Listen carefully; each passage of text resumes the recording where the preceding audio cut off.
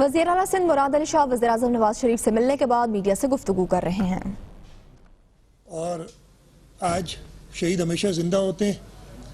مجھے پتا ہے کہ وہ اپنے پروڈکٹ کو اس اہم منصب پہ دیکھ کے ضرور خوش ہو رہی ہوں گی۔ اس کے ساتھ ساتھ ہمارے فاؤنڈر چیئرمین ذوالفقار علی بھٹو صاحب، شہید ذوالفقار علی بھٹو صاحب، اور محترمہ نصرت بھٹو صاحبہ جو ہماری چیئر پرسن رہی ہیں، ان کے اصولوں پہ چلتے ہوئے میں نے عزم کیا ہے کہ میں آگے بڑھوں گا۔ میں اپنے والد صاحب سید عبداللہ شاہ، جن کی پرورش رہی ہے مجھے، اور اپنی والدہ جن کی دعائیں، وہ آج اس دنیا میں نہیں ہیں دونوں، لیکن مجھے پورا پتہ ہے کہ وہ اللہ تعالیٰ کی طرف سے ابھی بھی دعائیں کر رہے ہیں اور میرے لیے نیک ہدایات اور مجھے صحیح راستے پہ چلنے کی ہدایت دے رہے ہیں۔ میں بہت زیادہ شکر گزار ہوں سندھ کے عوام کا، اس لیے کہ مجھے چنا سندھ کے عوام نے ہے۔ سندھ کے عوام نے اس پروونشل اسمبلی آف سندھ میں پاکستان پیپلز پارٹی کی اکثریت کی دی ہے، اور اس اکثریتی پارٹی نے مجھے اپنا لیڈر آف دا ہاؤس چنا ہے، جس کی بدولت میں آج چیف منسٹر سندھ ہوں۔ میں سندھ کے عوام کا نہایت ہی شکر گزار ہوں، اور جیسے میں نے اپنی اسمبلی میں اسپیچ میں کہا تھا کہ میری چیف منسٹرشپ کا صرف ایک ہی مقصد ہے، ایک ہی پرائیورٹی ہے کہ عوام کی خدمت کرنا، عوام کی خدمت کرنا اور عوام کی خدمت کرنا۔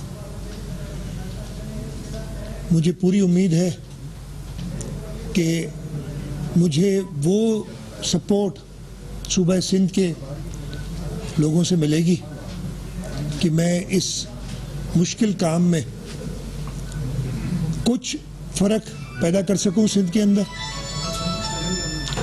سندھ کے ہر بچے کو اچھی تعلیمی سہولیات مہیا کر سکوں، ہر بیمار کو علاج کی بہترین سہولت مہیا کرا سکوں، اور ایسا امن و امان مثالی سندھ کے اندر قائم ہو کہ ہر آدمی اپنا جائز روزگار کمانے کے لیے خود کو اور اپنی فیملی کو سیف سمجھے، محفوظ سمجھے۔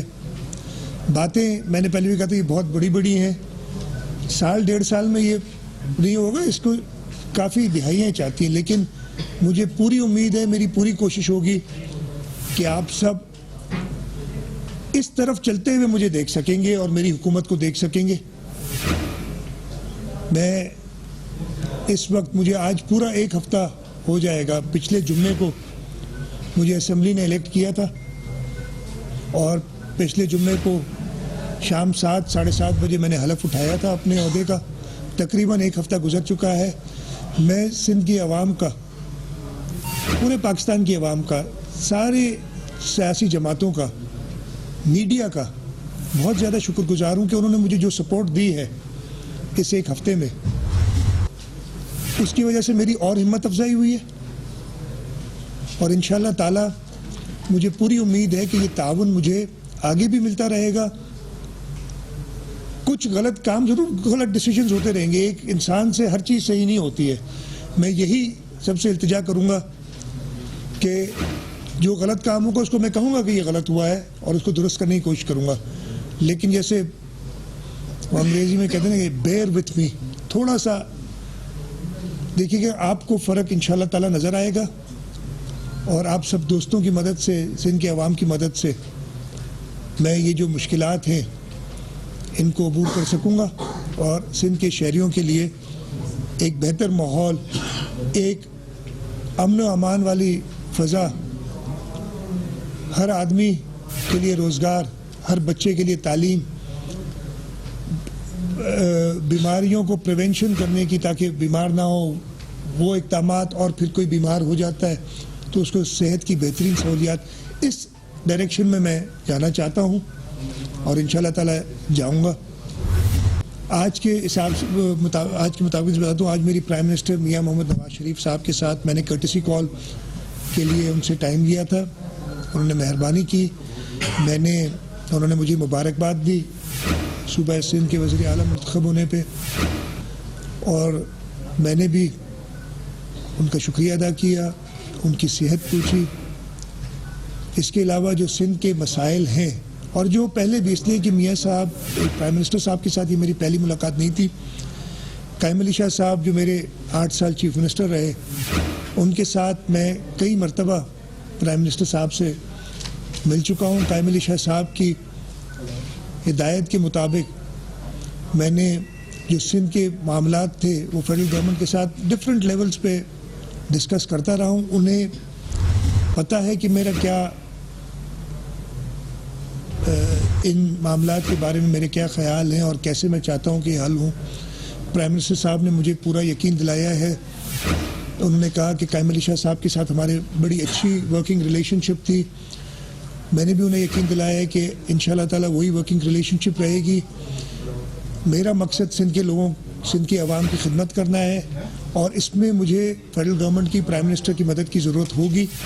انہوں نے اس مدد کی یقین دہانی کرائی ہے، اور میں بھی پرائم منسٹر صاحب کو میں نے یقین دلایا ہے کہ صوبہ سندھ میں اگر صوبے کے عوام، صوبے کے لوگوں کی بہتری کے لیے جو بھی کام ہوگا میں بھرپور ساتھ دوں گا، اور انشاءاللہ تعالیٰ آگے چل کے اب میں ان سے اجازت، میں نے ان سے کہا ہے کہ کچھ فیڈرل منسٹرز کو جو ان کے ساتھ بات ہوئی ہے آج، انہوں نے کہا ہے میں خود ہدایات دے دوں گا، میں فالو اپ کروں گا فیڈرل منسٹرز کے ساتھ، ہمارے کیبنٹ ممبرز، میرے کیبنٹ کولیگز فالو اپ کریں گے، اور مقصد صرف یہی ہے کہ جلد سے جلد جو مسائل ہیں ان کو حل کیا جائے، سندھ کے لوگوں کو ایک بہتر زندگی گزارنے کے لیے مواقع دیے جائیں۔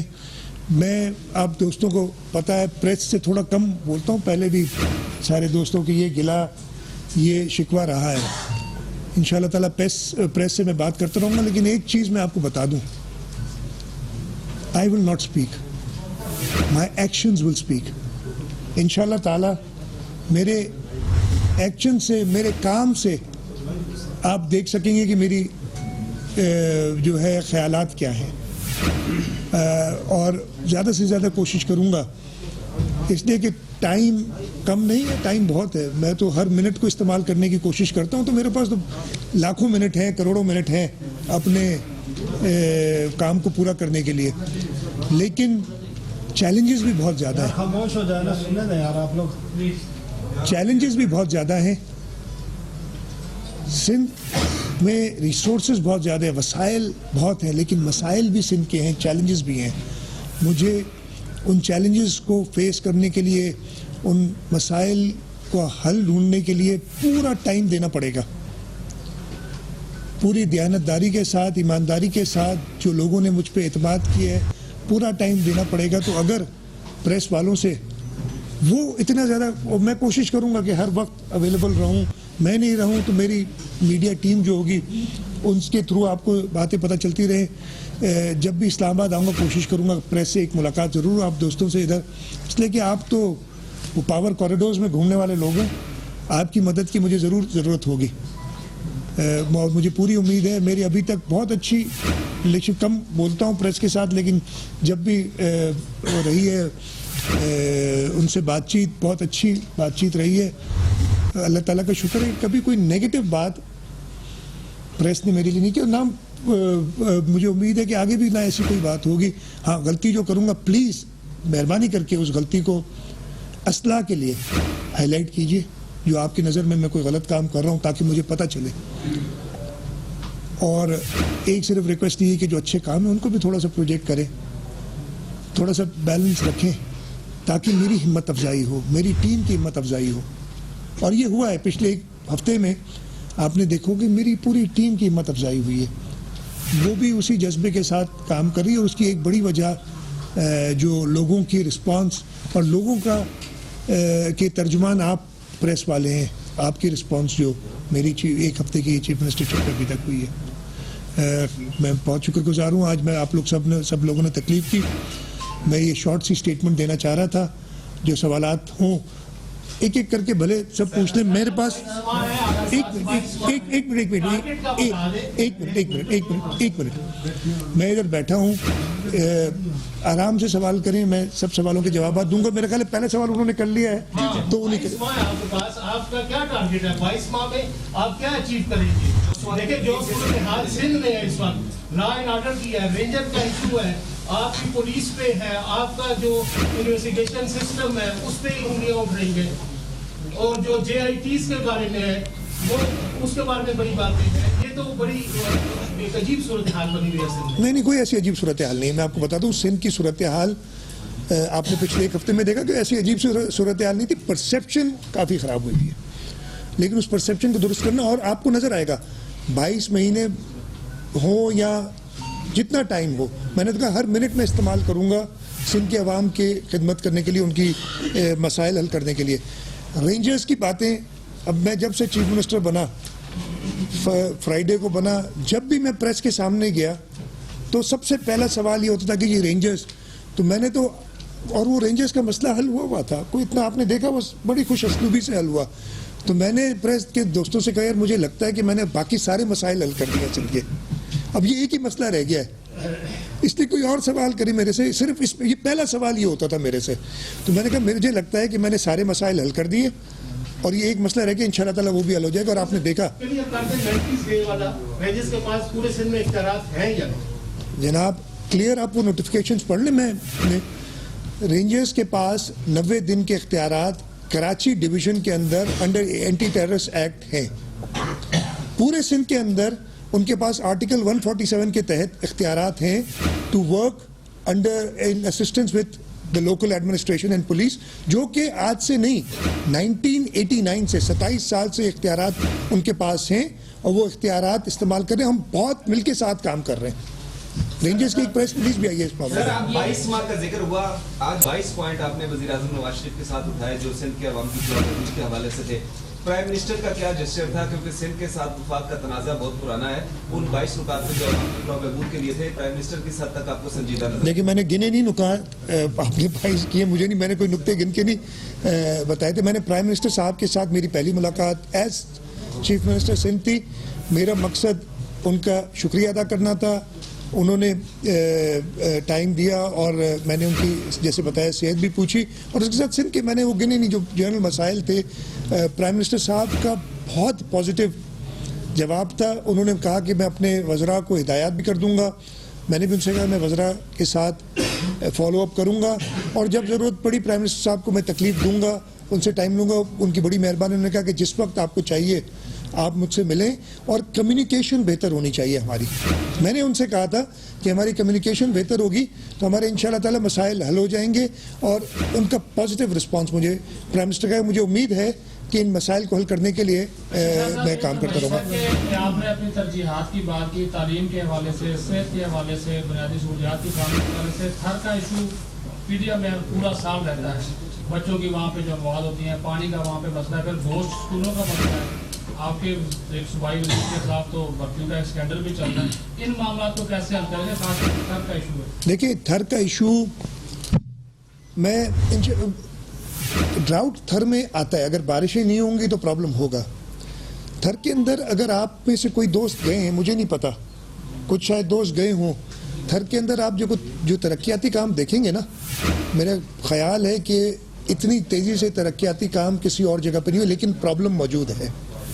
تھر میں جو مٹی کا اسپتال ہے اس کے اندر جو سہولیات دی ہیں موجود ہیں. یہ ایک پرانا جو معاملہ ہے جو ڈیولپ, اور آبادی بڑھ گئی, آبادی جیسے بڑھتی ہے مسائل بڑھتے جاتے ہیں.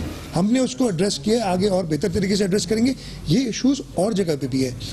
میں آپ کو بتاؤں, یہ آپ اسٹیٹسٹکس نکالیے, اس وقت مجھے یاد نہیں ہے, لیکن ہیلتھ منسٹر ہمارے پہلے ہوتے تھے, انہوں نے کئی بار بتانے کی کوشش کی ہے کہ اگر اموات بچوں کی دیکھیں گے, شرح دیکھیں نا, 1000 بچے اگر تھر میں پیدا ہوتے ہیں تو ان کی اموات کتنی ہوتی ہیں, اور وہی 1000 بچے اگر کراچی میں یا لاہور میں یا اسلام آباد میں یا پشاور میں یا کوئٹہ میں پیدا ہوتے ہیں تو تھر میں کوئی خاص فرق نہیں, بلکہ کئی جگہ سے بہتر ہے. ڈیتھس پر 1000. لیکن یہ میں کہیں نہیں کہہ رہا کہ مسئلے نہیں ہیں, وہ مسائل حل کرنے کے. تھر میں پانی کے لیے ہم نے بڑی محنت کی ہے, جو RO پلانٹس ادھر لگائے ہیں, ان کی آپریشنز میں کچھ ایشوز ہیں وہ میں ریزالو کروں گا انشاءاللہ تعالی.